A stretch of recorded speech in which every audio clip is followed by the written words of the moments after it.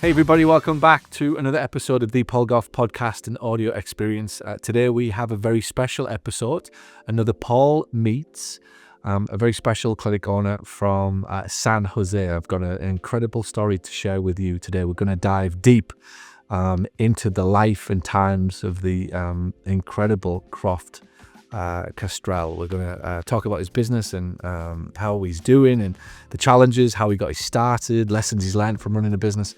All set to come up on this podcast. Remember, if you like any of our videos and you subscribe to the channel, you're entitled to your free book as well. Head over to paulgough.com/free and you can get a copy of your free book. Just tell us which one you want of my best selling books and I'll send it to your office, a physical copy, in the next 24 to 48 hours. paulgough.com/free and get your copy of a free book. Just tell me where to send it. All we ask is that you like one of our videos and that you subscribe to the channel so that we know you are serious about the content that we're putting out into the world. All right, that's enough of that. Croft, welcome to the show. I know that you are ecstatic to be here because you just love being on podcasts and talking in front of thousands of people, and this is just your thing. Is that right? It totally is. Actually, I'd prefer millions of people to be staring back at me. Well, it's my goal to get millions of people to watch this video. You never know. In the lifetime of this video, God bless YouTube, this could be the video, guys, that goes viral. This could be the banger that we've been dreaming about, and it could be you, Croft. Yay. So take it as a given. Croft is here by what can I say? I've literally, he's bigger than me and stronger than me, but I've managed to literally put his arm behind his back and get into this podcast studio today here in Orlando.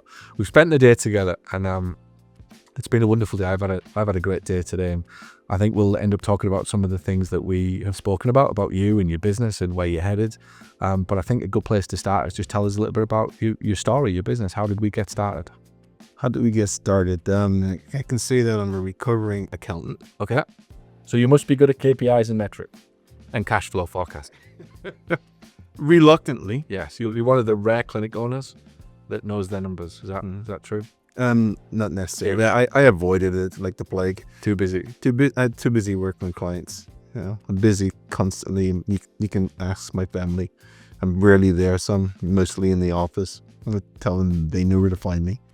Yeah. So how does a recovering accountant become one of the top neuromuscular massage therapists in America? Rather indirectly. So I started off once trying to make the transition from accounting. I've sold new and used vehicles. I sold men's clothing. And it wasn't until a friend of mine said that I had good hands, so I looked into massage therapy, and one moment at a time.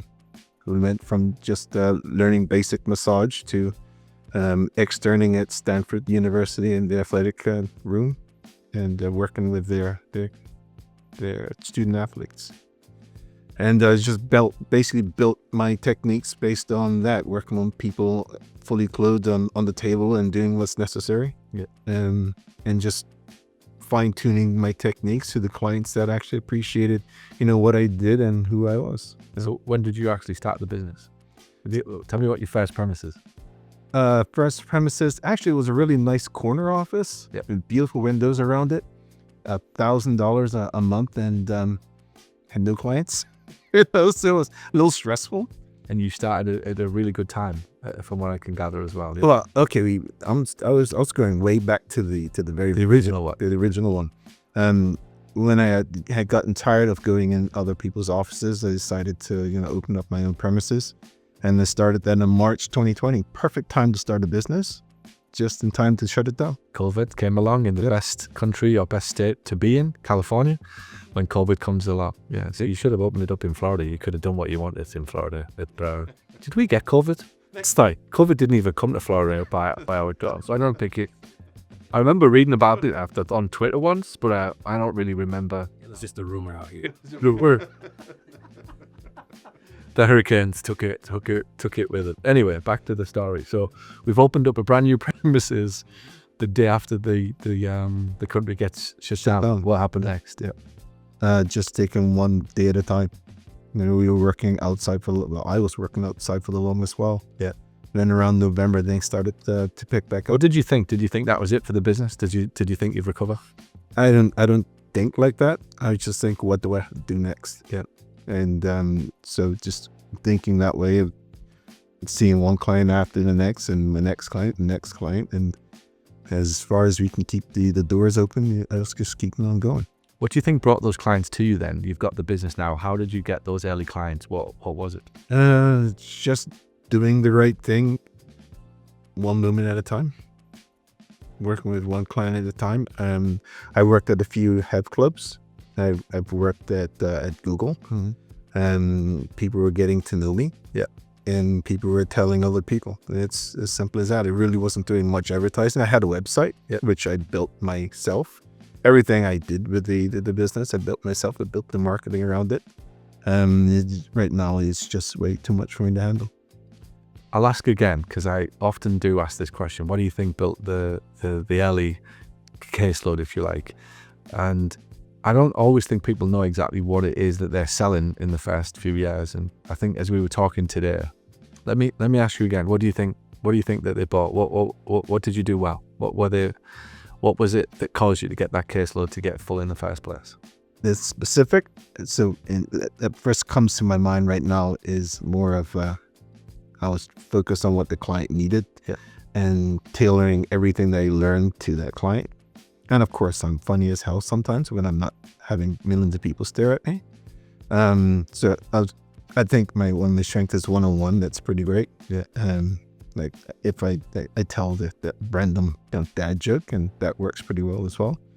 But most of all is to keep my clients relaxed and focused on getting through whatever they have to get through. I think it's very helpful to understand that in that first part of the business, if you get to a full caseload, people have been buying something that you probably weren't aware of. Mm-hmm. And we think it's clinical skills, and we think it's hands-on skills, and we think it's outcomes.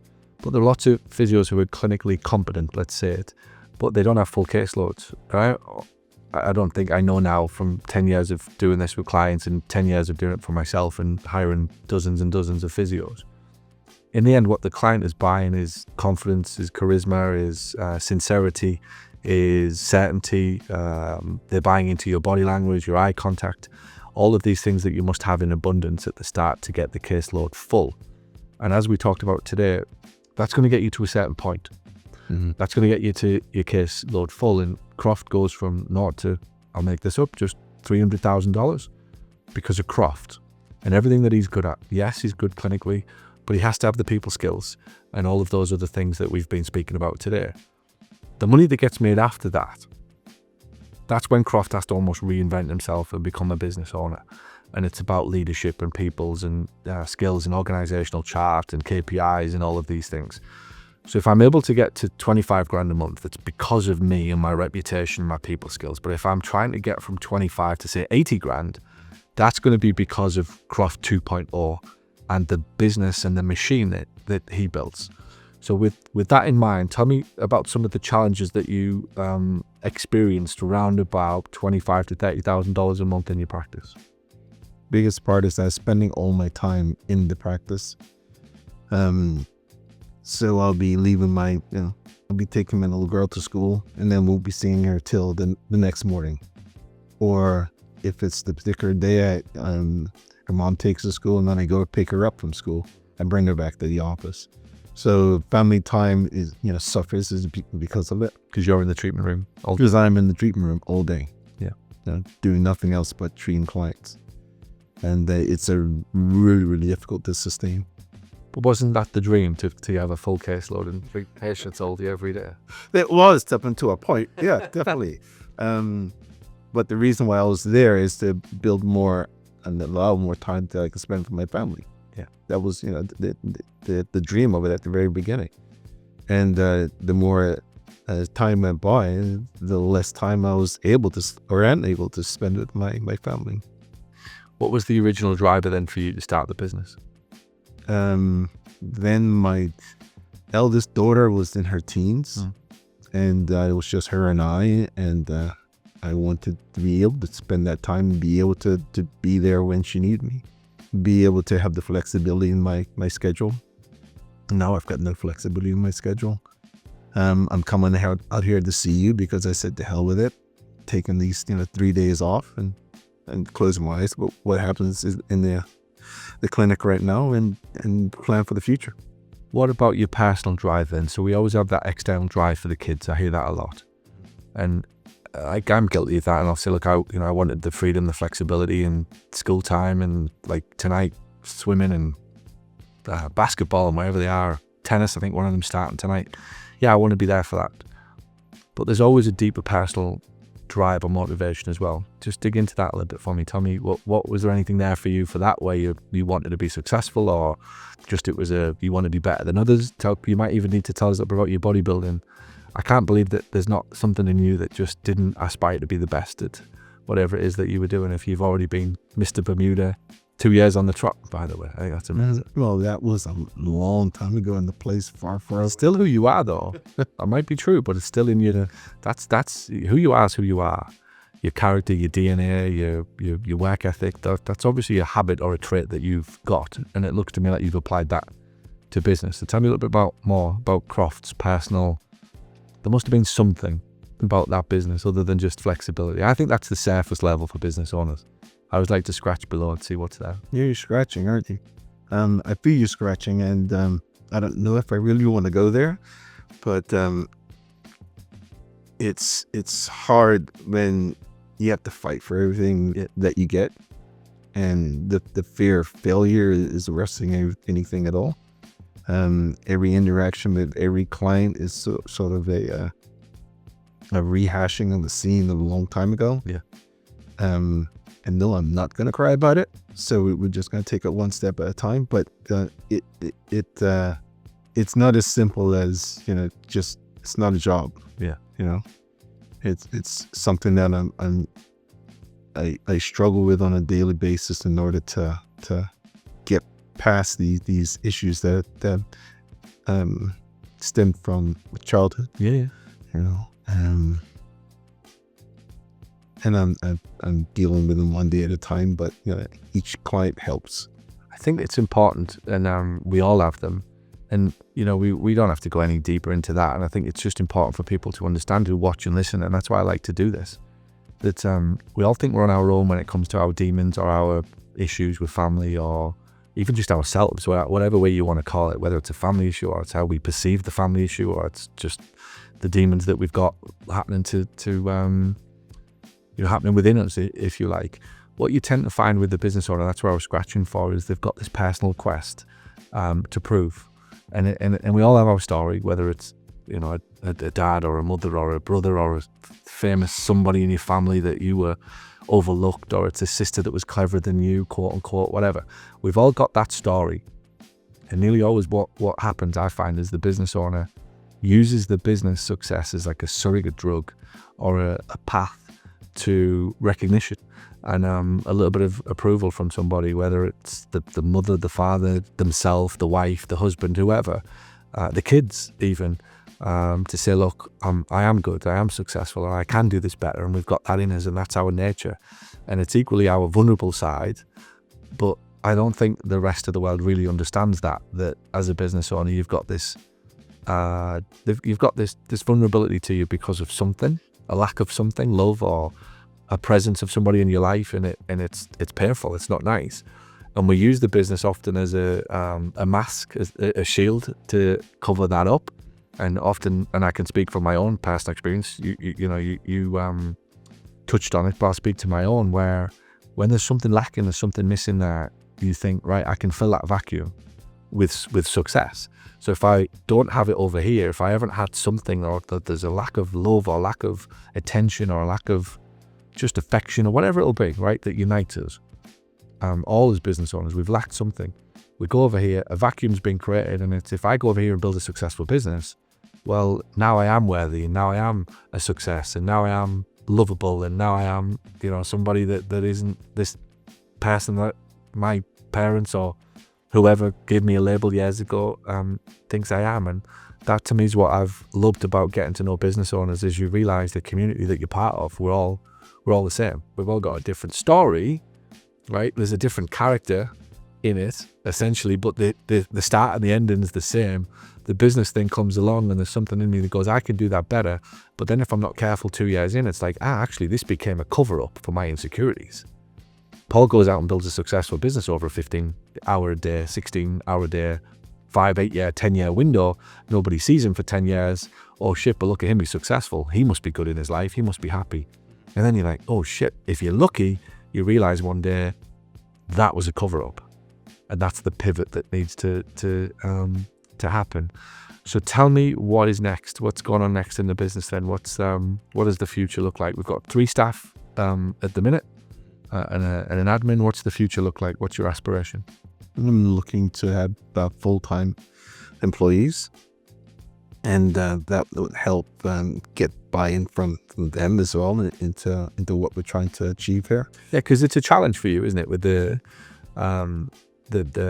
typical PT profession might be more about, it's more typical, if you like, that we would put somebody on a contract, even though there are a lot of part-time or freelance 1099s, whatever you want to call it. Particularly in the massage kind of profession, it's a lot more like how many patients you'll see, you get paid this much money.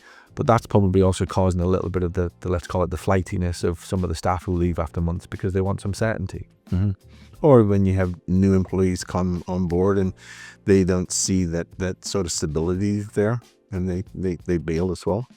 So we're working on building that security for our employees. We're building that stability for our clients as well, and that it's not just about the therapist that they're working with, that they're actually working with the clinic. Yes. So there's a lot of construction going on. What's the dream then? How does this end? Where are you taking this? We're on. So you want the flexibility, right? That's the practical level. I want to be able to come and go as I want. But what's the big overall goal of all of this? I think the overall goal of this is to be able to build the business, take the time off that I want and need with the family, and who knows, expand the business as well. What would you say? There's people watching this, millions of businesses who are very early, let's say in the first 2 years of running a business. What can you share with them about mistakes that you've made now that you're right at that point of the next phase now in your business? You're not a new startup. You're not quite a 7-figure business. You're somewhere in the middle, and the business is starting to really mature in terms of its organizational structure and the people need it. So I think you've proven how to get that caseload full, and you've even proven how to get other therapists full, but you're not quite free. So what can we say to somebody at the start of their journey who's trying to get themselves full or trying to fill up a second practitioners? What mistakes have you learned about the business and in a way you've got to today? What could you share? Well, first of all, I don't think they're mistakes. I think they're part of a process, and you just need to be able to identify where you are in that process. I think that you have to identify your strengths, the things that are driving you, and I think you have to be able to identify when you need to make a change. For me, it's I need to get over that. There's a fear of being judged, which is why I don't like this camera, and be secure in the fact that I am enough, and that what I've got to offer is quite a bit of myself. Can I share a little bit about the being judged on clinical skills? And I think it's a big thing for everybody to get. It's very tempting as a practitioner to put yourself on that pedestal of wanting to be the best clinician, and it's admirable and it's wonderful. There's a couple of things wrong with it. Number one, nobody actually has a quantifiable way of crowning you the best clinician, right? In the reality of how life works is if right now I posted my treatment plan on X or on Twitter, it would take 3 minutes for somebody to disagree with it. And it would take another 3 minutes for somebody who disagreed with it to disagree with them and their solution. And this whole thing now becomes a constant battle between people online, sharing whose treatment plan is the best, whose research is the best, which white paper works best, and what doctor said something in 2012 that disproves that. and on and on and on. And all it does is it keeps the wolves in the pack who are, let's just call it pretty bored and probably fairly boring, shall we say as well, who are arguing about those things online, happy. So there's no quantifiable outcome on any of that.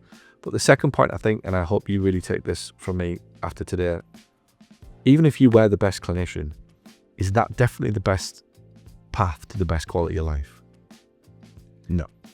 And that's for everybody watching this video and listening to this channel right now. There has to be a distinction between I wanted to be the best clinician. That's cool and that's admirable while I was a clinician. But if you're sat in the studio with me, you're watching this podcast, this isn't a podcast about clinical skills. This is about building a business and getting out of the treatment room and being a real business owner. Therefore, whether or not I'm the best clinician at this point is highly fucking irrelevant, right? It's categorically not even on the conversation as to whether or not I'm going to be the best clinician. What my new aspiration should be, how do I become the best possible skilled business owner that I can be? Not the best, because again, it's subjective, but a game that says, how do I make sure that I'm the most skilled, highly skilled business owner? So I understand cash flow, I understand marketing, above average management of people and leadership and cash flow forecasting and all of these things, because these are the skill sets that are going to set me free. And a conversation that I shared with Croft today about my son, he once asked me, should I be a physio like you? I said, well, not if you plan on making any money, son. Like, not if you plan on living a decent quality of life. Because the reality of the ceiling cap and the cost of going to college these days, by the time you subtract that $250,000 loan off the current salary, there ain't any money left over for a good quality of life. Now, if you ask me, should you run a physical therapy business? Now we're talking, because that's infinite. We can grow to multiple sites, we can franchise, we can license, we can buy, we can sell, we can become a multiple entrepreneur, start different businesses as a result of the skills. So the journey at that level is infinite. Versus the journey of a clinician is pretty closed, and it's incremental pay rises once a year, no matter how clinically skilled I'd become. And that was the bit. You push back to my drive. Yes, there was the obsession with being good because of family issues, let's call it, and or shall I just say daddy issues, right? Fuck it, right? There was a lack of daddy. That's probably the best at a certain point in my life, but that's another story. What I also knew though, right, and this has nothing to do with emotion, it was just a fact. I remember looking around, right, even when I was in professional soccer England, I worked in 2 different football clubs. I remember I was the youth team physio at Middlesbrough Football Club, pretty big club at the time, Premier League club, and I remember looking at the 3 or 4 physios who were above me, and one of them was about 10 years older, and one of them was about 20 years older, and I remember every time I walked in the building, I remember thinking, fuck this. I don't want to be like you, and I don't want to be like you, and I don't want to be like you. I just don't want to do what you're doing. I don't want your life. I don't want your quality of life, and I definitely don't want your salary for all of this shit that you're dealing with. And the bit that I remember thinking, even if I become the most clinically skilled, I'm still going to end up like you. There's no quantum leap. So my clinical skills were always going to get me stuck wherever I went. And the only place that I could look and think, this is infinite, even sport. I remember my cousin, brilliant at cricket, and I was at one point very keen on cricket and close to being a professional, never as good as my cousin. But I always remember looking at the salaries that cricketers got, and I remember thinking, fuck that.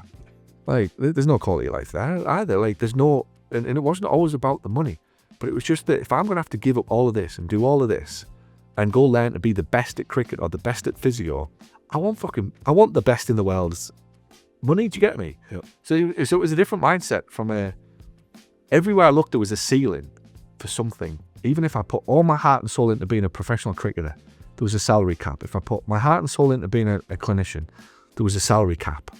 If I put my heart and soul into being a business owner, it never ends.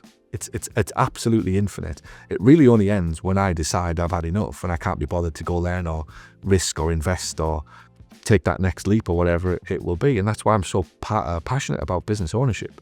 For anybody who gets into it, if you take it seriously, not yourself seriously, but if you take the owning of the business skills and the learning of the business skills seriously, what a quality of life. If you dabble, hell on earth. Yeah. If you stubbornly refuse to learn them, you're a clinician with a load of liabilities. If you move from I'm frustrated with being a clinician and I don't have this freedom that I thought I was going to have, but I still refuse, you've got a big headache, right? You've got a lot of shit going on there, right? Because now I want to be this person, but I'm still stuck and I don't want to do anything about it. You're either better off saying, I want to trade on my reputation and therefore I'm going to have a nice salary. I'm going to make 20 grand a month and I'm going to have a full caseload, but I have to accept that I've got no time. I go on holiday, I don't get paid. I'm sick, I don't get paid. There's no leverage anywhere, and my health and relationships are possibly going to suffer. But most importantly, there's no room for growth, right? There's no room for growth. Or I make the decision to be a business owner. I accept that it's frightening. I accept that it exposes some vulnerabilities in me, and I go back to being imperfect because I'm not a brilliant marketer in the same way that I am a brilliant clinician. So I hide behind the clinician thing. But if I don't do that and I don't face up to 2 years of insecurities, then I have to stay. I have to stay here, and that's been what I think the journey for me has been about, and what I've loved, and would encourage anybody who gets into business ownership. If my kids ask me to this day, should I be a business owner? Only if you're going to go all in, because if you do, you'll soar. If you don't, you're in trouble. Last question. And let's see where this takes us. What have you learned about yourself today, either as a person or as a business owner? What's been your insights? Insights about myself, that I'm not perfect at all. Yes, you are. Imperfectly perfect. I'm imperfectly perfect. Yeah, there you go. And or perfectly imperfect. Yeah. And that I've got, a lot of learning to do about building my business. Yeah, that's why I came here. And I'm not ready to be giving it up. What's your intuition telling you about what the next sort of big rock that you need to move? What's the skill you need to develop? What's the lever you need to pull next? Do you think? What's your intuition? The intuition with the lever, just be comfortable with who I am. I'm pretty lighthearted. Kind of funny. Not right now, and I can't think of any dad jokes, so sorry about that. People just have to accept me who I am. Yeah, I 100% agree. I think the phase that you're in now, everything that happens next and every dime you make over and above where you're at right now will come down to leadership. And the best leaders have the best control of their own emotions, over their own thoughts, habits and standards. They are incredibly comfortable in their own skin. There's definitely a fuck you mentality, not in an aggressive way, not in a I need to prove anything way, just in a genuine fuck you. I'm not bothered what you think. I'm not bothered what you say. Now, if there's something for me to learn from what you're going to say, then I am interested. But if this is just criticism, if this is just your emotional bullshit being projected onto me, I'm not interested in any of that. If you've paid your money, this is what I always think about business ownership. You've lost 3 days of your kids to come and see me today. You've lost income from your business and you've paid to be here, not just the cost of my day, but the flight and the hotel. And probably a little bit of sleep with the jet lag flying from California. If you've done all of that, right, and let's say you went to your office tomorrow and one of your staff members says, I don't think that's a good idea that we pursue this membership program. I don't think that's a good idea, Croft, that we raise the average order value on the front end by repositioning our packages. I don't think it's a good idea that we hire a front desk girl. I don't think it's right. If you go back to that office and somebody says that, that's the bit where I say, I don't really give a fuck what you think, because you haven't paid the money for me to be interested in what you think about this particular topic. I'm interested in what you think about parenting, if you're very good and obviously a skilled parent, right? And I'm very interested in what you think about diet, if you are obviously in tune with your health and you have studied diets and you know exactly what is good and what's bad. But I'm not going to give a shit about anything that you have to say. When it comes to business, when you haven't spent a dime of your own money or your own time, haven't risked anything, and wouldn't even pick up a book to learn about marketing and sales, never mind invest $10,000 to go study it or learn it or whatever. That's my version of not giving a fuck. It's not not that I don't give a fuck about respect or people or just who they are, but it's the opinions of people who are of zero credibility when it comes to giving you advice on finance, on business, on relationships, on health, on money, on whatever. That's the bit that you've got to learn and not give a fuck about. And there's a discernment piece to that I do give a shit about what Natalie might say about how I'm behaving or what I'm doing in the home, right? Like, I care about that. But I'm not going to give a shit about somebody on YouTube or Instagram or a podcast episode that comments below that says Paul's an ass or Paul is full of shit or whatever. I ain't going to give two hoots about that. And I think that's the journey that you're on, and that's the journey that we're all on. You've paid your money, right? And that's why I always think, I've paid my money. Now all I've got to do is go back and execute. And that does expose the leader in me. That does expose the leader of self first, not the leader of people. It's impossible for anybody watching this show to be a leader of people if they can't be a leader of self. And that's what most people are. They get into this 400 grand mark, they get into this 30 or 40 grand a month, whatever it is mark. These people come into your life with their opinions and their views and their comments about how you're building the business and whether or not people will pay these prices. And people in California, or if I hear this once more, people in California don't want to pay this much money, and people in California, they don't like all of this regen stuff. I went, really? You lot have been drinking these fucking smoothies since about 1962 with your carrots and your shit in it, right? Like, you invented all of this stuff, right? But I can hear the inevitability of but they don't like it here and it's different in our town and all of this type of stuff that goes with it. And that's where Croft, as the leader of himself, has to step up and go, I appreciate what you're saying, but these are the facts. This is what business is about. This is what people want. We need to understand our business better than anybody, our clients better than anybody. And instead of obsessing or talking through stupid shit in the office, can we start to devour and put some devotion into who this client is? Because once we know who they are, we can drive through the packages and the memberships and the pricing changes and the different ways that we're going to market and so on.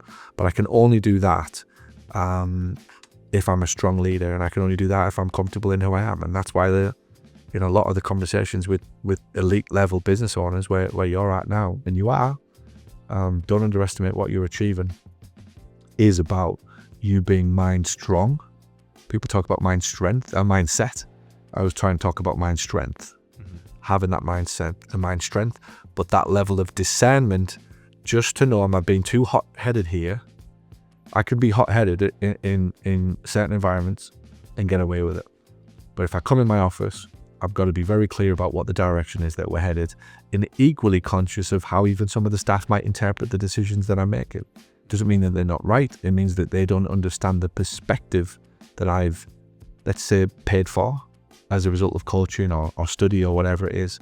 And I have to trust my intuition and my instinct that the direction that I'm taking the business is the right one, in spite of other people who might not see it as I currently do. Well, I see what we discussed as making things actually easier for them to understand. I think the current pricing structure is a bit convoluted.